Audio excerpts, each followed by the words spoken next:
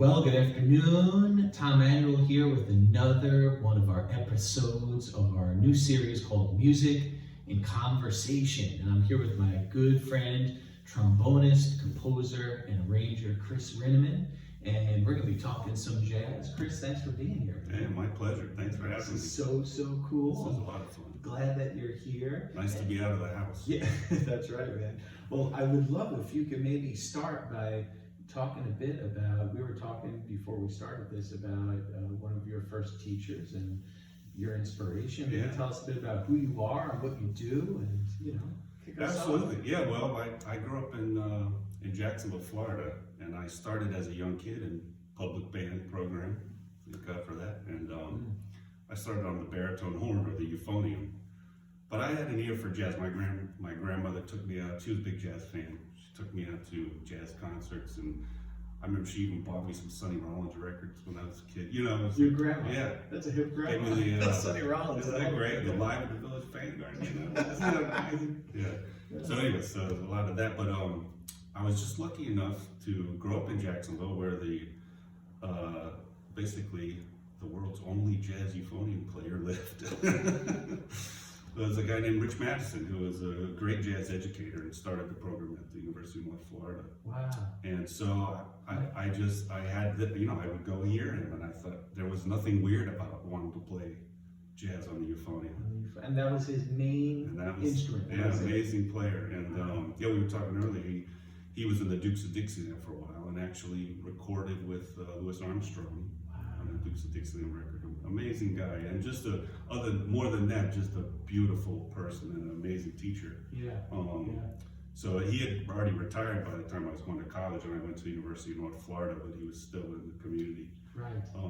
But he was a big inspiration. So that kind of got me started, and then as I went through college, I realized if I'm going to do this for a living, I should probably expand beyond the euphonium, because basically he did it, that was his thing. So I picked up trombone, realizing that I was going to try to make it as a freelance musician. Right. So then got into trombone.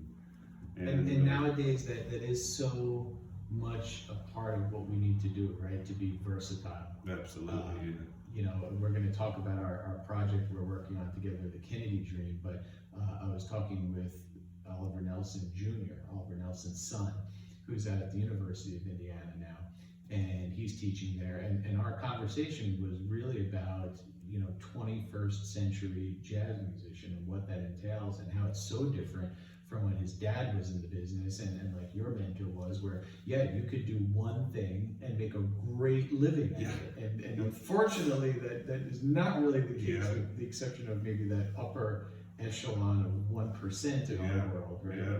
Well, and I think this past year has kind of showed even that 1% that you gotta, you have to have some other things, like we were talking about some of the streaming things, and how some of these musicians now have gotten really good at that. And, right.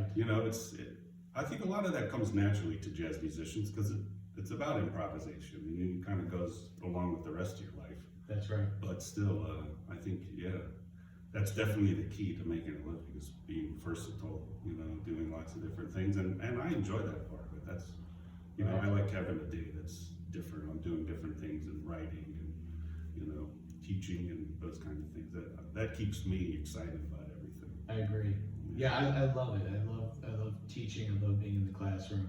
I love being on stage and performing. And I also love just the variety of what we do. Like I love that every gig is different, but also in doing clinics or workshops, everyone always has a different angle. It's a different slant. Maybe it's just a different age group, or it's a different topic, or they want you to focus on maybe some music that they're working on, so you get to laser in on Duke Ellington or Charles Mingus or whatever it may be. I love that it's never cookie cutter, right? Yeah.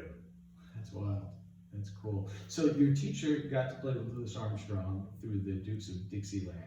And we were talking earlier, which I'd love for us to share with our listeners, about one of the great pioneering jazz trombonists, Jack Teagarden. Yeah, absolutely. Yeah, amazing player. Was always one of my idols. I think nowadays too, for a lot of young trombone players, he kind of gets overlooked a little bit. But just because of his genre, he was very much in that New Orleans and old old style kind of original swing music, you know. Right. So like sometimes, you know, J.G. Johnson and later players kind of outshine him a little, but Right. boy, what if, you know, I was always such a fan, and he was an interesting player because he kind of, especially for the time that he was in, he really took the trombone kind of to the next level, you know, in terms of technique. You know, it's just the way he was able to navigate the horn so effortlessly, and we were talking about some of the tricks that you used to do, these amazing rips where you were trying to practice it and you think, how does he do that? You still can't figure it out. You know, it's really amazing.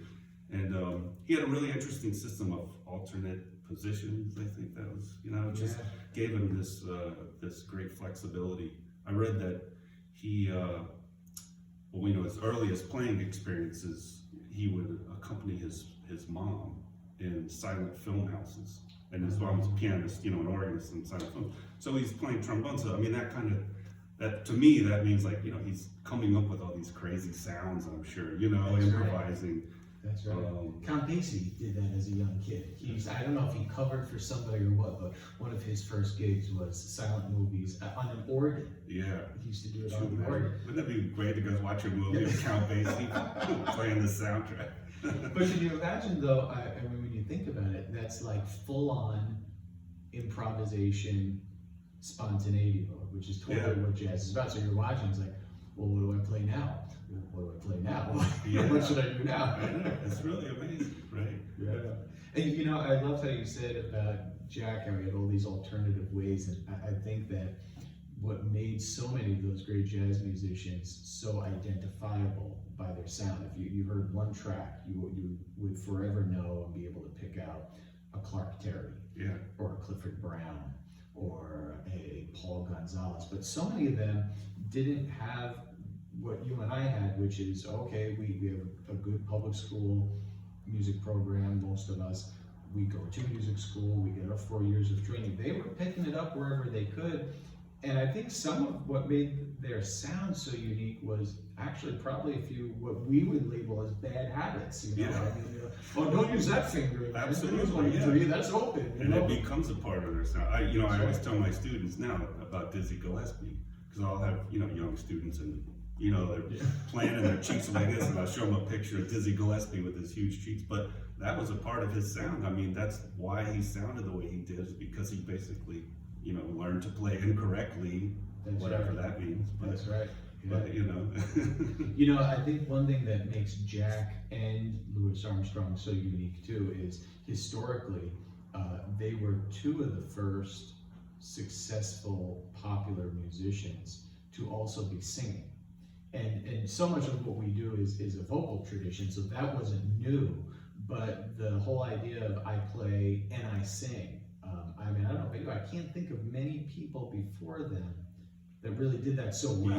Right? Yeah. And one of the thing I love about Jack Teagarden, especially, is, you know, he sings just like he plays the trombone. You know, it's the same phrasing. It's this, you know, this joy. You know, you hear in his voice, and it's really great. You know, you can tell everything's just coming right from his heart. But it's really amazing how much his singing is like his trombone playing. Yeah, that's so true. And the same thing with Louis Armstrong. I mean, it could, a trumpet solo transcription could easily be a transcription of something he sang. Yeah, absolutely. Spot on, right? Yeah, it's really Well, man, what do you say we turn the mics off for a moment and we'll play a little tune? And I know this tune you and I were talking about, I'm Getting Sentimental Over You, was really a hit for Tommy Dorsey. Yeah. Another equally good trombone player, right? Who, incidentally, I have to show you before we leave, we actually just got, of all things, Tommy Dorsey's TV. And it has a plaque from 1949. It's like the whole is like that, you know. Oh my God. And it has a little plaque from his wife, and it says to Tommy from his wife, and it has the D. That's fantastic. Tommy Dorsey's television. You know? Yeah, It's one of those great calls. You know, hello, the Jazz Loft. I have something you might be interested in. What do you have? I have Tommy Dorsey's television. Well, what channel was it on? The coolest thing is, it's what was a portable model, so it had like a cover. Almost looked like a suitcase, you know.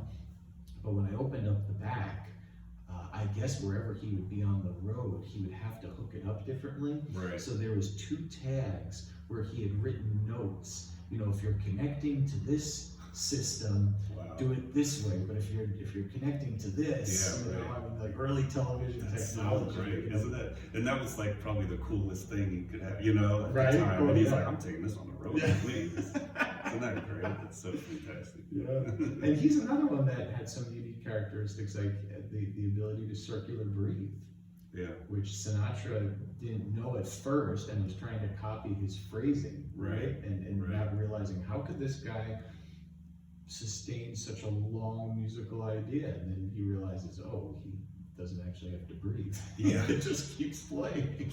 Right.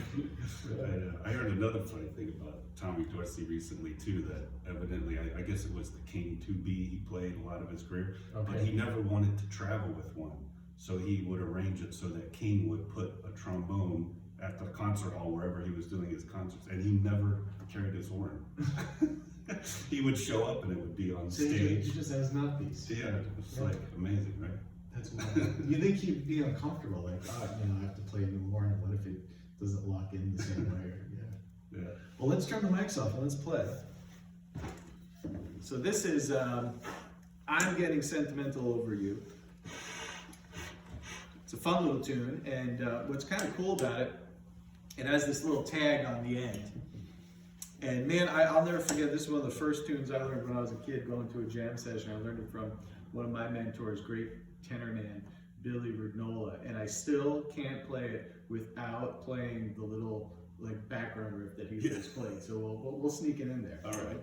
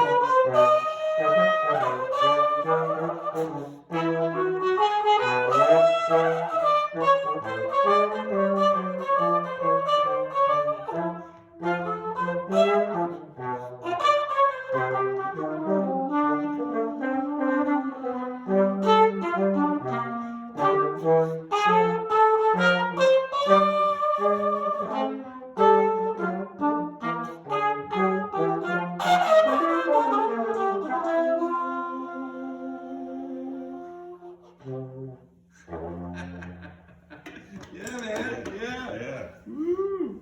Woo.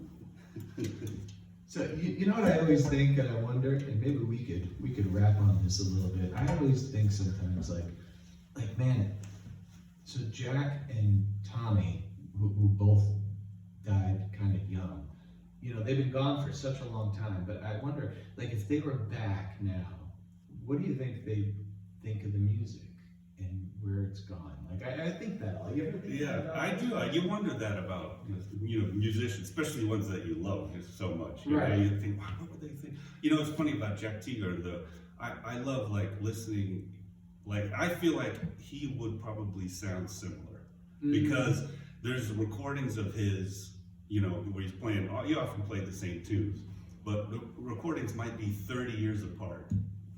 and the solos are similar. It's like, it's just what he loved to play on the tune. Right. You know, and it's Right. amazing to me. Like, Yeah. how is that even possible? But, you know, it's just, that's how he heard it. And, you know, And that was his voice. Yeah, he had his little things that he did. So I feel Teagarden, you know, he might still be sounding, you know, if he was still around, he would probably be sounding like Jack Teagarden. Yeah. You know, it's interesting. I tell my students a lot. I say, you know, we're getting to a point where, especially if we're talking about those early guys like Jack Teagarden and like a Bud Freeman, or of course Louis Armstrong, or really anyone that played in his band. You know, like Vic Dickinson was another great one, right? Yeah. But I tell them, I say, man, you know, what's the big challenge? Like, well, what's next and what's new? But at this point, there's so much that is so old, it could be new. Because, right, I mean, Yeah. you know, how many people really know Jack Teagarden or a Tricky Sam Manton, or, you know, Yeah. and I'm thinking, and I tell them, you know, go listen to those cats, copy them, you know, like imitate them, because a lot of that stuff people aren't doing today. And it's almost like it comes full circle. It's so Yeah. old it could be new again. I think so. I think it does. That happens, you know. And you kind of see that sometimes in popular music, you know, like a swing thing will kind of pop up a little bit, you know, or, Right, or right. like a lot of times the brass band's kind of coming back. So that's, you know, it happens. Right. You see these little flashes, you know, That's and right. things on the radio. And how cool if some of that vocabulary, and that's the word I love to use, because really, if you think of it, you know, what Jack was playing, what Louis was playing, that was their vocabulary. That's the way they spoke. That was their voice. But how cool to take some of that vocabulary and add that to our current vocabulary. You know, not just copy them and imitate them Right. to make a Xerox of them, but to say, man, I'm just going to put a little Jack Teagarden into my vocabulary and check these words out that you haven't heard in a while. Yeah, absolutely. And then you become a different person than you That's were right. before. You're incorporating that. Yeah, That's I know, right. that's very, very That's cool.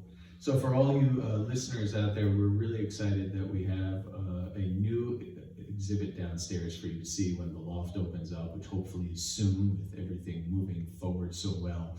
And it is a tribute to the great Jack Teagarden. We have some wonderful, wonderful memorabilia that was direct from Jack's estate, from his wife Addie, and from a dear new friend of ours out in Arizona, a wonderful retired piano player who was in the business for many years, Jimmy Nicholas. And Jimmy knew Addie, and he has been the caretaker of Jack Teagarden's archives for many, many, many decades now. And slowly but surely, some of them are making their way to the Jazz Loft to be celebrated and for people to see. So we're excited for you to check that out. But man, I thought it would be cool if we talked about this new project that we're working Absolutely. on. So for all of you that are listening, we have just begun the last few weeks working on a wonderful new project that'll be premiered here at the Jazz Loft, celebrating the music of the great composer and arranger and saxophonist Oliver Nelson. And in 1968, Oliver Nelson recorded an album that was a tribute to the great President John F. Kennedy. And he called that album The Kennedy Dream. And it's an 8-movement suite, and each song begins with a segment of speech of John Kennedy's, and they really cover a lot of different topics and different avenues of musical exploration. And we're going to be celebrating Oliver Nelson and that album, but in the spirit of also embracing where we are at, we've got some wonderful composers and arrangers that on the second half of that concert will be presenting new compositions, new arrangements. They're reflections of the current environment and world that we are in. So we have wonderful drummer, Grammy-nominated artist Dan Pugach, who will be writing something and arranging for us. Peter Coco, great bass player, is contributing a song and will be performing on the project.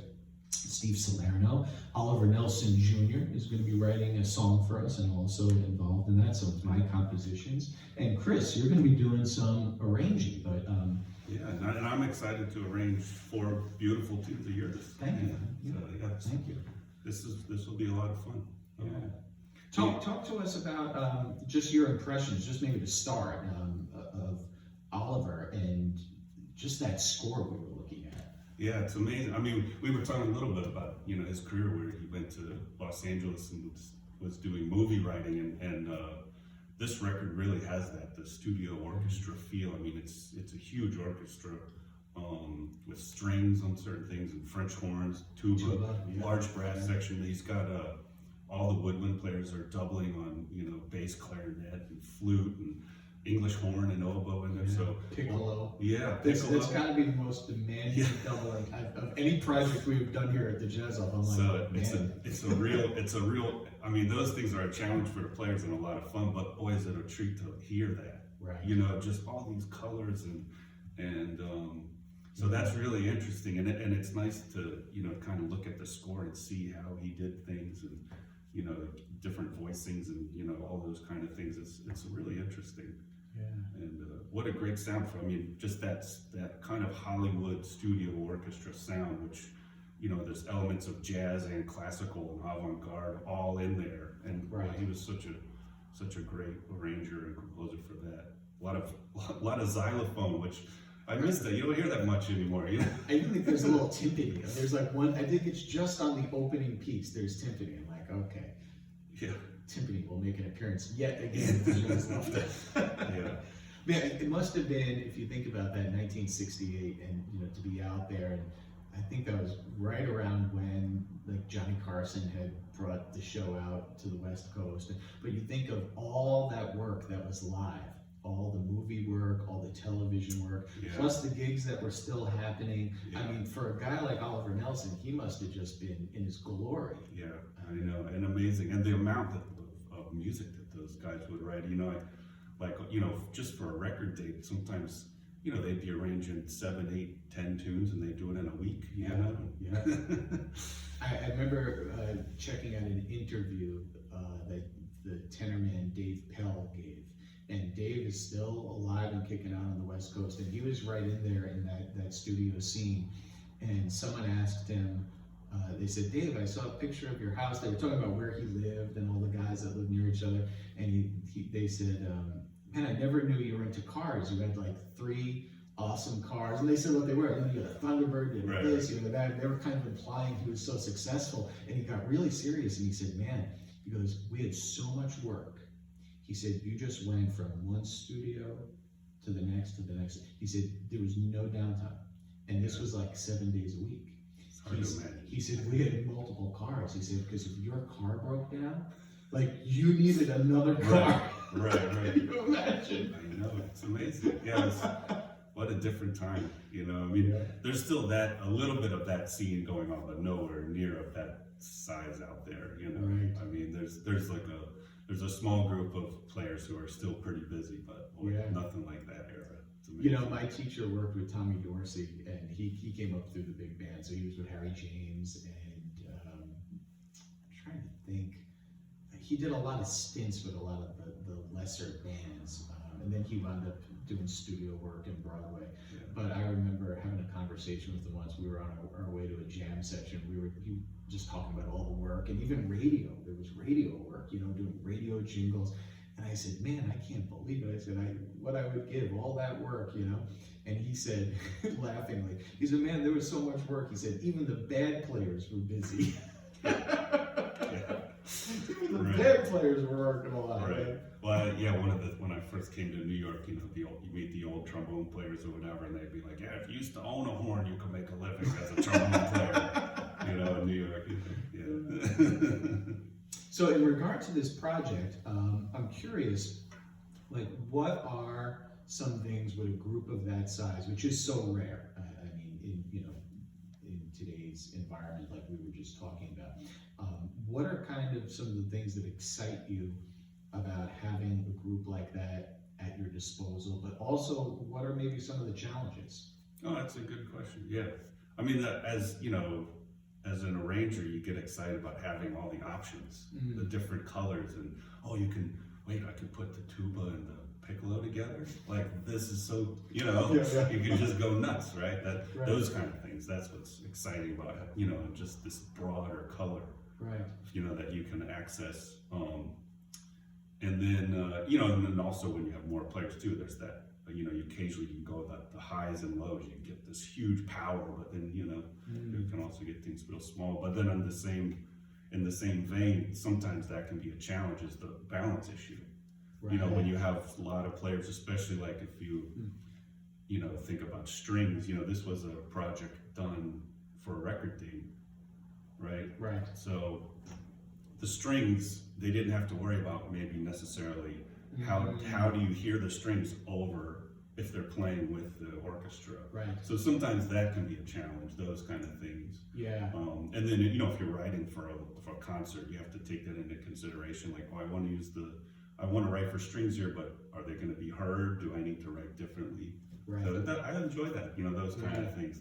And that is a real challenge, because I know I struggle with that when we're doing these projects, and you've been a part of so many of them, that it's like, well, where do I even put the strings? And right. We've got a stage 3-tier bandstand for a full 18-piece big band, but it's like, well, do I put them in front? Do I kind of put them in the middle? And everything that solves a problem also then tends to cause another. Yeah. It's like, well, if you put them in front, okay, for my ears and for the audience, well, that's going to blend well.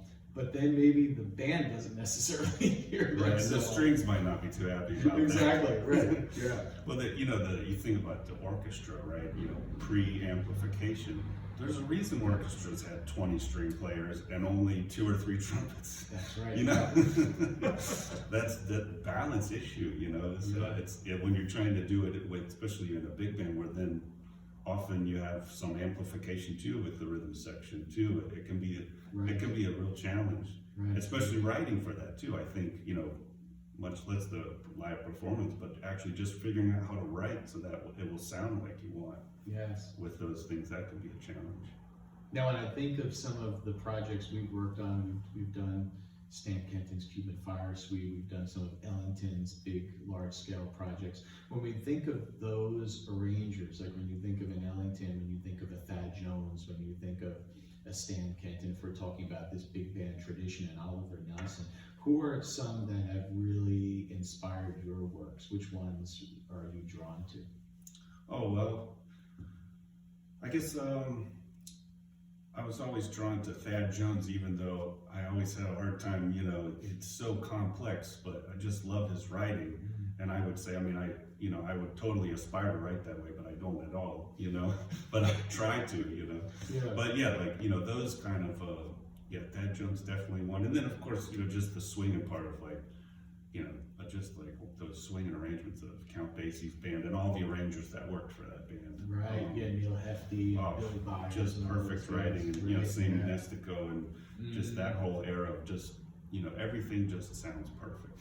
Like that is, to me, that's so amazing. There's never any you could have done this differently, Right. So that craft, I always aspire to that. A number of years ago, I did the BMI Jazz Composers Workshop with Jim McNeely. Oh, cool. Another amazing writer. I worked with the Vanguard Jazz Works for a long time.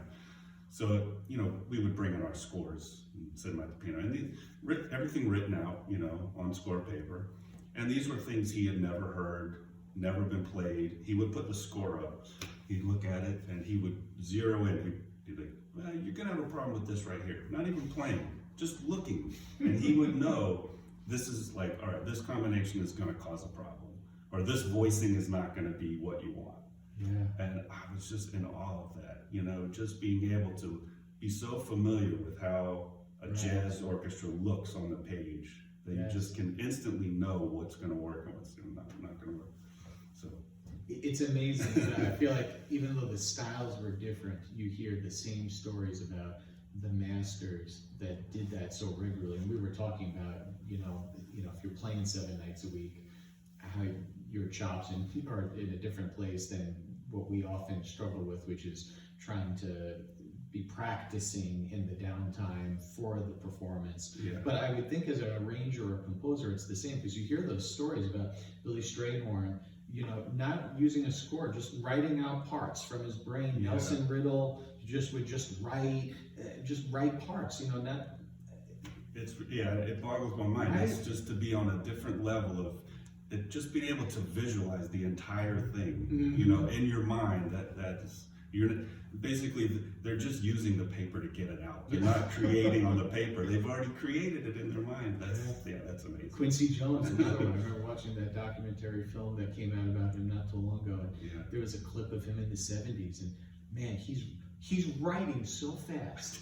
I mean, even if you said to me, just write any notes you want. Right. But I'd be like filling in the dot. He's like, boop, boop, boop, boop, boop. It looked like it was in fast forward. Yeah, it is amazing. It is amazing. It's like, nowadays a lot of things, movie scores and whatnot are done basically, written in the computer with sounds, and it's amazing what you can do. But there was a thread I saw the other day where someone was asking about, well, why do I need an orchestrator if I'm basically programming this all anyways, So it was in a discussion of, there is this art of getting it on paper so that you can have other people perform it, which that is an art form. I mean, there's a lot of craft involved, but it's like, and those guys I think nowadays with some of the film, in certain scenes, it's gotten more separated, but I love that the old arrangers, they could do it all. They were doing that. They were doing the arranging. They had the ability to orchestrate, and just do everything. And it was all part of the same process. Right. Which is in reverse. So inspiring. I think that we forget that so many times those arrangers, they were the guys in the recording session, conducting and making it all happen. Yeah. Right. And in some cases, making decisions that maybe needed to happen on the fly. I know we have the Keely Smith archives here. And a lot of those arrangements are by Nelson Riddle. And I remember being blown away looking at one score. And, I knew the tune. It was kind of an iconic Keely Smith version. And, there's a big X. And, he just cut the first 8 bars of his arrangement, go to here, jump to D. And that was all done in the studio. Absolutely. In the moment. It's a clock ticking and everybody's sitting there looking at it. That's right, yeah. Right. Well, hey, why don't we play another tune? We were talking about Ellington. Maybe it's so cool to play duo with you. Maybe we could play a little Billy Strayhorn, Take the A Train. Yeah, sounds good. All right.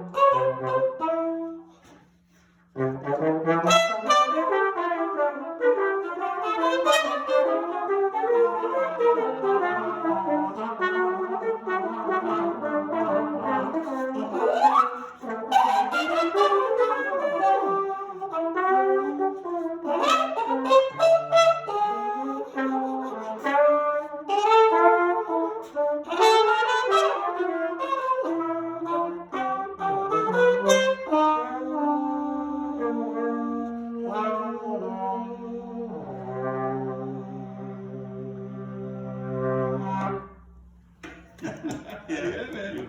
Beautiful. Good. Oh, that was swinging, That man. was fun. That was fun. You know, it's like, it's so great to play with a big band. It's cool to play with a rhythm section, but man, I love duo. I really do. So free, that's what's great. Right? You just, anything you want. Yeah. That's cool. That's cool.